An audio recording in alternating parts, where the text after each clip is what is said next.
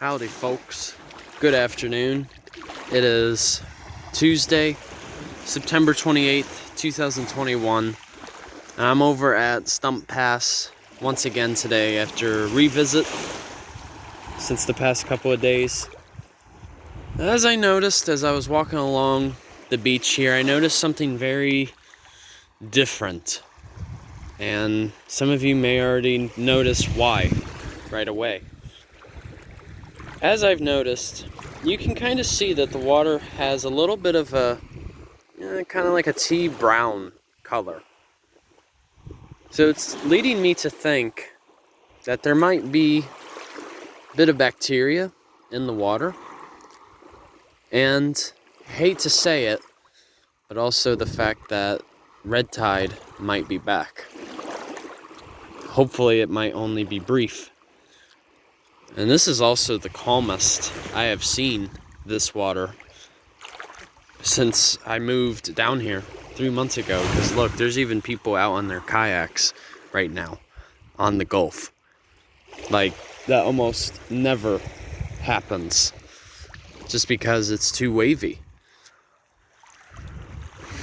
But you may notice along the shoreline here, you might see all of these homies that are washed up ashore. But this time it's not really fish. It's more of crabs. And here's the thing that can be a bit hard to process for some of us. See, the thing is, it looks like none of these crabs molted. That's a process that they go through while they're growing. They remove their exoskeleton, and then they grow a new one. But this is different, though. These aren't just shells.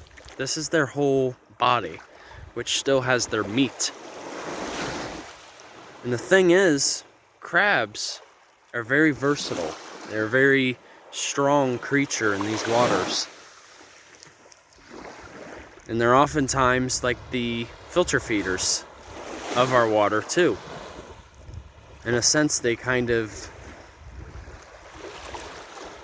act like our pest control in the water, in a sense. So it's a bit strange seeing this. So it leads me to think that with red tide, what usually happens, water becomes anoxic, which basically describes oxygen is absent from the water. And that happens because when red tide algal cells die, they're consumed by bacteria, which also need oxygen, just as we do. And in turn, they produce carbon dioxide, but in excess. That's the one difference. It's in excess, more than what the ecosystem can handle. So despite all of this death, I want to provide an opportunity to help educate what type of crabs we can find in Florida. Help turn it around. But like right here, we've got an example of a spider crab. That's what this is.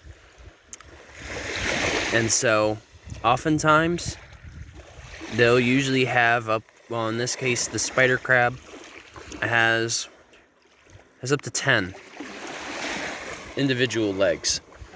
And most crabs are described as decapods, which usually means they have 10 separate limbs coming from their body. This is a spider crab. And these are very common species, especially along the Atlantic coast and even the Gulf Coast of the United States. Then we got another one right next to me. This is a flame box crab. Now, why it's called that is I'm really going to try limiting how much I touch these crabs But if you lift it, you can see its limbs right here. You see that? How they kind of have that weird shape? Well, if you put it up to its body, it makes it look like it's a box. And that's how it really gets its name. And it kind of reminds you of looking at, kind of like a tiger's stripes. But these are often very small. They don't grow too large. And this is like very recent too, as a matter of fact. All of this death. Because I was here maybe 4 or so days ago. None of this was here. So this is very, very recent. Give me a second, you guys. I'll continue the video in just a moment.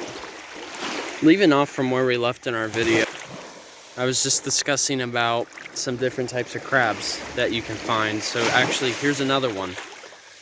And this is a very well-known type of crab. Usually something that's highly sought after due to their appearance and the fact that they're also edible. So right here, we've got the famous blue crab right here. They're called blue crab given the fact that when you look along their exoskeleton, they're blue. And here's the thing. Here's a key way that can help us distinguish the difference between a male and a female crab. So we're going to look at the underside of this blue crab, and this is where I can pinpoint the difference. Okay.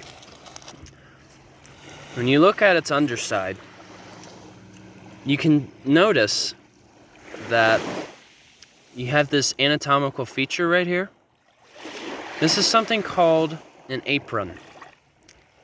And the apron is mostly a component that makes up their abdomen. But you can see this apron right here, it resembles the shape of the Capitol building in Washington, D.C. So with the apron being wider and larger, it's reasonable to say that we are looking at a female. So that means with that wider apron, at some point in its life, it has the capability of carrying eggs. And like, here's an example right here. This is something called a true crab, I believe. I'm still learning about all of my species of crabs, but you see that sponge-like material that kind of looks like plankton? Those are all eggs. This is a female crab, true crab. Yeah, you figure there's probably thousands, if not millions, of individual eggs being carried along its apron. Oh man, this is sad. It's just sad seeing all of this death. It's very unusual.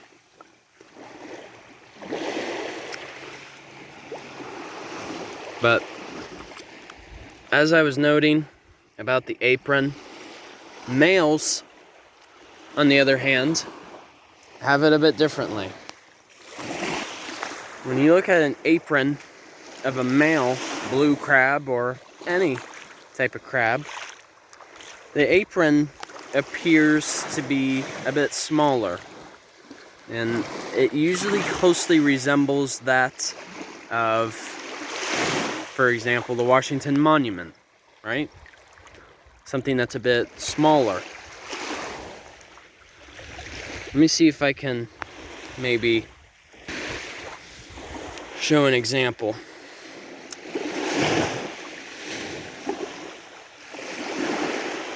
Okay. This might be one. right here. See how the apron looks slightly smaller? Like the outline? I'm beginning to think that that is perhaps a male. However, though, most male crabs of any species are typically larger. And that's talking about the abdomen. That's not talking about the actual apron itself. And I know that can be a little bit confusing, but the apron is just a feature found along the abdomen. But this is crazy. Just all this death. And considering how versatile crabs are, you know, in terms of how they survive, something's not right in the water to be causing this. That's another female blue crab. So for those of you who are trying to look for crabs, don't eat these. It's highly likely that these are contaminated, not safe. But yeah, most crabs are considered arthropods, which means that they have an exoskeleton. Oh man. See, like this is a female, and those are all of her eggs. Wow. I'm sorry to show you guys this type of footage, but I wanted to use it as an opportunity to also help educate when it comes to learning about crabs. But this is very unfortunate to see this.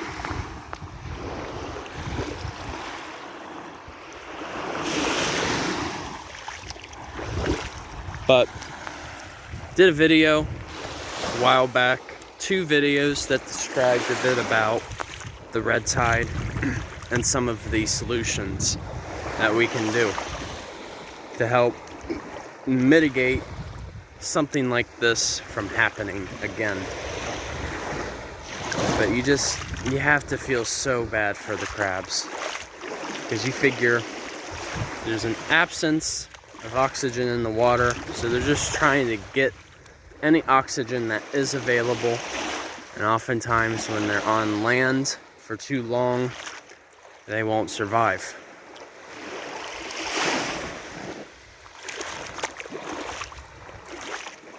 So, alright you guys, I'm sorry, I do apologize for showing something like this in a video, but it has to be known. You can't stay silent about it.